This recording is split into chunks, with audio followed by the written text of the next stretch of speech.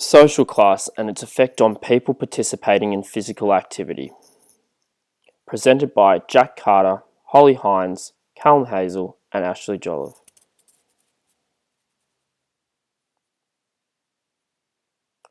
Why is it a sociological concern? This topic of social class and participation in physical activity is a sociological concern as it affects behaviour and cultural aspects in particular areas. It also influences what type of sports are played in certain areas such as states versus city. It also has the focus on where government funding should be put towards to help bring down the burden of health and improve the class of individuals with lower social classes.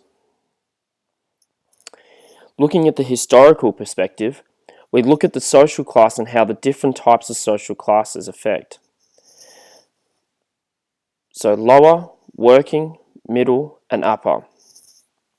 Upper class is mainly a group of people with wealth or large groups of property. They also have great access to a network of leisure activities, organised sport and educations. Middle class is a mixture. Individuals in the class often have very well paid jobs and have access to leisure activities and organised sport. Working class are people that work labourers jobs such as trades and construction. They usually find they don't have a lot of time to participate in physical activity. Lower class is defined as people who may be unemployed, live in public housing, or are some sort of welfare and are typically not involved in any type of sport, organised sport. So moving on to the current issues. The current issues about this topic is that organised sport and non-organised sport are becoming too expensive for certain classes of people. Facilities are also getting built in areas that may already have current facilities, and some areas are not getting access to any facilities at all. This in turn leads to people not being able to participate in physical activity as there is nowhere for them to go or the facilities are too far away for them to travel to.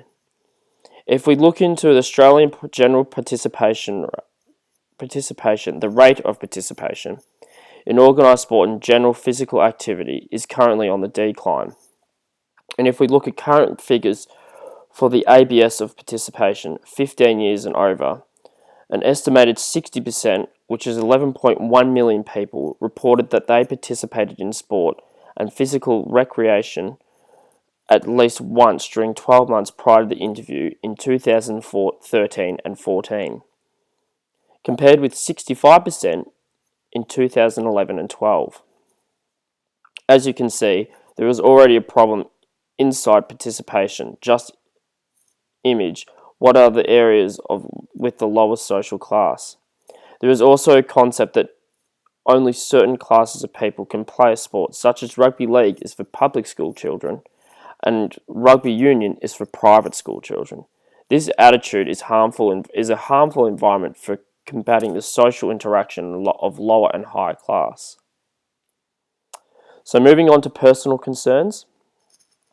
In choosing this topic, we're wanting to identify the effects of social class has on its people participation in physical activity, as we believe everyone deserves the opportunity to participate in physical activity regardless of their social class.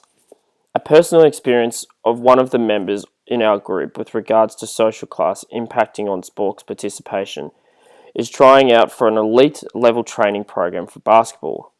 One of our team members, which was probably one of the better basketball players in the social team, had been told that by their parents they were unable to try it for the training program because it was too hard and too difficult for them to earn or save the amount of money to be spending on basketball training program.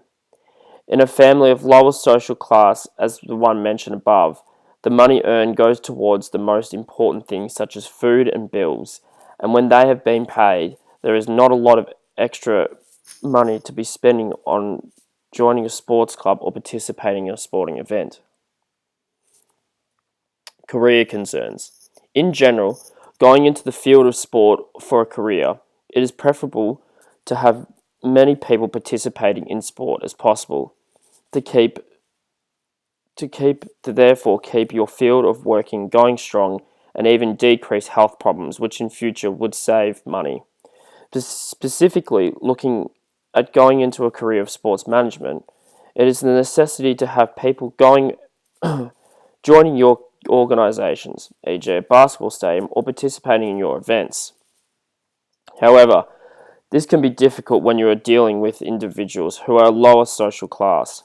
Organisations such as a basketball stadium or events such as Run Ballarat require the money of individuals participating in order for them to continue providing their services or having a successful event. The fact that these require money to participate in can deter those of lower social class participating and therefore minimise the success of your organisation or event. Social concerns. People with a lower social class are more likely to join in a sporting club or physical activity group because of the cost as well as the facilities located there where they live, therefore reducing their opportunities for social interactions as well as physical activity. So looking at the first article, in summary, this article is based on a study that was conducted in the Netherlands, USA, and the Republic of Korea. The research was conducted on a qualitative scale and was conducted to see how social class impacted on the physical activity. The study concludes that people living in higher social class neighbourhoods have more facilities for physical activity in which they can easily access, while lower class had less places to go and participate in physical activity. The research, however, also discusses regional areas where there was no real class. They found that everyone involved in a team sport and no individual sport. Strengths and limitations of this article. Strength, it's a large database across the countries.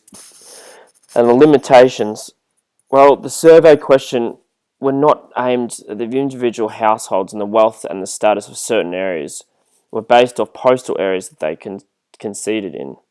The age of the individuals who participated in the survey was 15 years and older. This disregards the younger populations, therefore not being an appropriate representation of the whole populations. Moving on to Article 2. So in summary, the article conducts research on social class using the data that is collected in a census from Adelaide, Australia.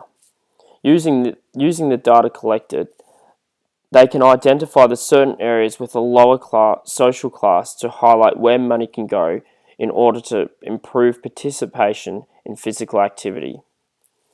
The participants in the study were aged between 20 to 65 years. They were asked to complete a survey at the beginning and then complete the survey again 6 months later. The research found that within the different social classes or household welfare and sort of high household welfare was given more of a chance to be able to participate in sport or have more access to facilities, but the study did find that slightly lower class was doing more recreational walking. This may be due to the fact they were walking to places that as they did not have access to public transport or a car, and it was cheaper and easier to walk. Limitations of this article was how many people actually responded to the survey the second time it was sent out for the age bracket of the respondents over 30 that responded to the surveys. Looking at Article 3. In summary, this article discusses a study that is conducted in Germany and is aimed at elderly populations of 50 plus age group. The article only has minimal discussion of the effects of social class and has been on participation in sport, in which it states in the title gender and social class. So this would leave to the assumption there would be more about this topic. The effect on social class in general, from what is written in the article, seems to be more prominent with respect to older women than with older men. Some surveys that show educational level or social class affects the sport participation for women stronger or more systematic than it does for men. This information tells us that women may still participate in physical activity regardless of what their age or their social class may be. The rest of the article is about general participation in Germany of the elderly and the rate of physical activity that takes place with the male and female populations. The study showed that female elderly were participating more than the males in the age bracket. Strengths and limitations for this article. Well, the main limitation was the study didn't focus on any of the social factors and only touches on it briefly.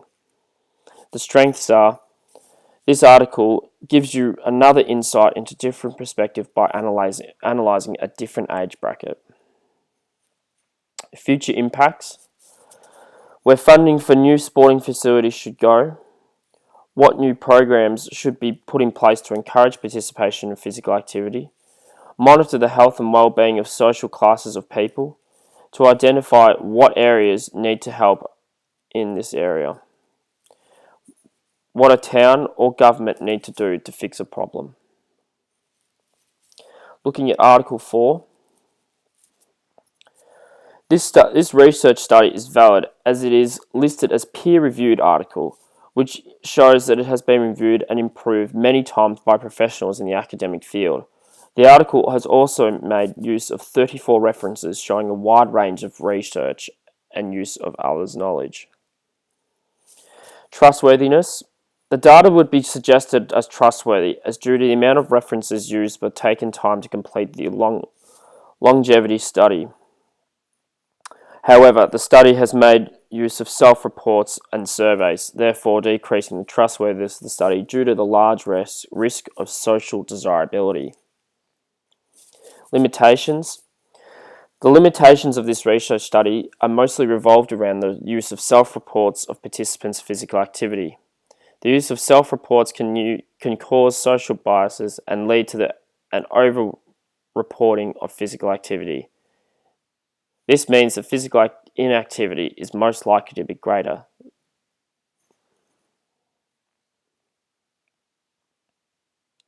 Relevance, usage to the real world discussed. Many times throughout the article, it was noted that the inactivity can lead to a number of health concerns, and so the data collected from the surveys completed can be used to identify inactivity as a risk factor for chronic diseases and therefore be useful in implementing effective interventions to reduce this as a risk factor. Moving on to Article 5. This article is very valid as it discussed a high due is being listed as peer-reviewed article. This indicates that the article and study has been reviewed and improved by many professionals in the area before being published. Trustworthiness.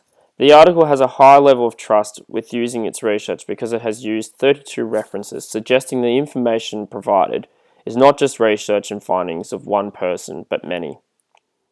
However, the trustworthiness of the results from the article are less trustworthy because they relied on self-reports, which is highly objective and may lead to less truthful answers by the participants. Limitations. A limitation of all studies data is subjectivity. The data relied heavily on self-reports, which may not be accurate when measuring the individual's physical activity and social class due to a social bias. The study also had less racial and ethnic sample groups, which may have been impacted by the identification of the differences found between the sample groups. The study did not examine all variables that are correlated with both social class and physical activity. Relevance and usage to real world discussed.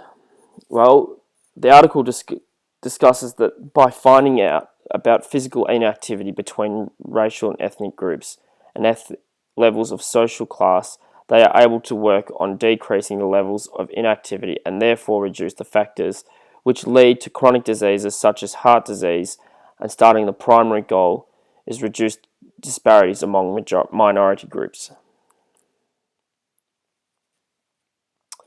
So looking at contemporary media piece 1, Three Boys Dreaming. This is a small video or documentary I should say, made by the ABC from 2009. It's about three Indigenous boys who are unable to, who came from low SES backgrounds and tried to make it in the big league of AFL. This is a reliable, factual documentary as there is information on the three boys' upbringings as well as the prospects they face coming from lower SES backgrounds. However, as is the point of view of the documentary only, the viewer is left with some uncertainty with reliability, as there is information given from the family, only given from the families to the documentary. Possible impacts. The lack of resources in rural and remote areas can be an effect on people's performance and knowledge needed to make it into professional sport. For example, you were able to see that sometimes that Chris Yarran, when coming into the AFL draft combine, his weight was quite an issue, meaning that he was unable to perform at the elite level as he was unaware of the dietary requirements and education that some of the other players had access to. You can see that these promising footballers have to fight against the odds to be involved with these professional sports, as coming from low SES rural and remote areas can hinder their performance. Lack of education plays a part in where some of the populations end up with their progress in life, and professional sport, which therefore decreases the amount of awareness and benefits of physical activity. As I mentioned earlier, with Chris being unfit for the AFL draft combine.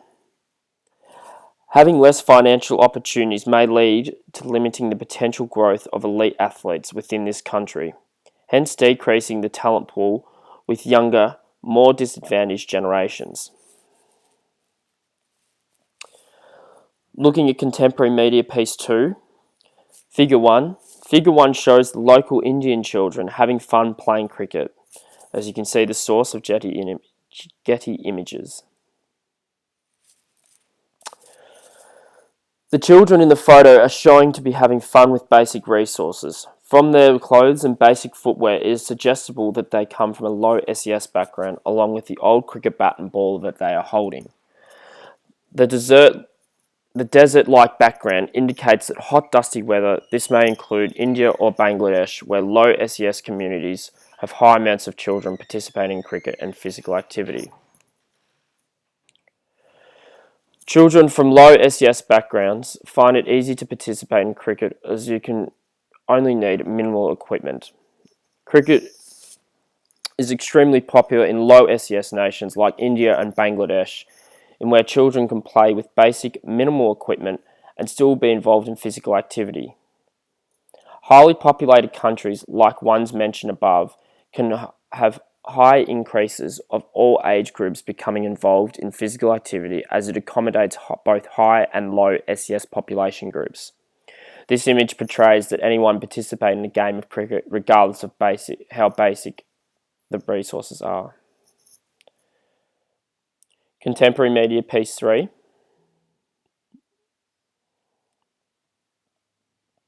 Reliability. This article by Alex McClinton, the deputy online editor of Radio National. Although the article is an opinion piece, it was published in The Guardian and gained 439 shares and 101 comments, generating a big response and opening up discussion about the topic of social class and sport participation in Australia. Possible impacts. It is used for popular Australian sporting cultures to highlight the diversity class in Australia. With the involvement of an investment firm, a Swedish car maker and winery as major sponsors of the Sydney to Hobart to show the range of classes in Australia. And when looking up earlier in this slide, you can see that Collingwood fans needing dental work is the opposite of the social class. This suggests that their sports in Australia reach all social classes, such as Australian rules football and cricket. Contemporary media piece 4. Reliability. The blog is posted without any outside editing and is not subjected to rigid standard control as articles published in newspapers or journals. The article is referenced and not solely as an opinion piece. Possible impacts. The social class of individual determines the sport played. Lower class, for example, play similar sports to middle class participants, tend to participate in less organised sports, avoiding the costs associated with memberships. Play wherever they can, not always sport-specific field.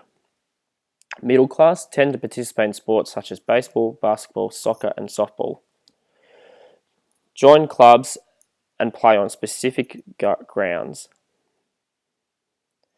Encouraged by family to encourage development of life and education skills such as teamwork, determination and perseverance. Upper class uses sailing and polo as examples of elite sports, suggest that these sports are held in high esteem and therefore the social status of these participants is reinforced. Looking at future implications, a social class divide is divided worldwide. With the decline of sport participation, obesity rates are increasing and will continue to rise, which raises healthcare costs. In the future, the research areas of lowest social economic status and target these areas with funding and programs increasing the sport participation. Create more programs that are inexpensive and fun. Current examples of these are tennis hotshots and Auskick, which are low cost and can be enjoyed by people across different social classes. Target lower social classes with more programs such as midnight basketball, which introduce young people to sports and low to no cost. Comparison of views. The academic journals are evidence-based pieces written by researchers in the field. A lot of the available journals are peer-reviewed, which adds up more reliability to the study as it has been reviewed multiple times by professionals. In contrast, contemporary media is written by anyone and not necessarily research-based.